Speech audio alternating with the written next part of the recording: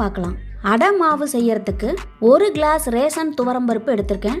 அதே கிளாஸில் 1/4 கப்பை விட கம்மியாக, அதாவது 1/4 கப்புலையும் பாதி உளுந்து எடுத்திருக்கேன். ரெண்டையுமே ஒன்றா சேர்த்து நல்லா 4 தடவை களைஞ்சி எடுத்துட்டு நல்ல தண்ணி ஊற்றி 4 மணி நேரத்துக்கு ஊற வச்சுக்கலாம். இதில் பருப்பு அதிகமாகவும் அரிசி கம்மியாகவும் சேர்க்கறதுனால கார்போஹைட்ரேட்டை விட புரோட்டீன் சத்து அதிகமாக இருக்குது. ரேஷன் பருப்பை வீணாக்காமல் வாரத்தில் ஒரு தடவையாவது இந்த மாதிரி செஞ்சு பாருங்கள். எல்லாருக்குமே ரொம்ப பிடிக்கும். அடுத்ததாக பருப்பு அளந்த அதே கப்பில் ரேஷன் பச்சரிசி 1/2 கப் எடுத்திருக்கேன்.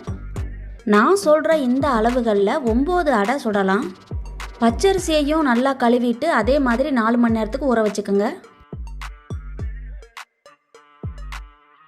அரிசியோட 3 காஞ்ச மிளகாயும் சேர்த்துருக்கேன். இந்த மிளகா காரம் அதிகமாக இருக்கும், அதனால் 3 போதும்.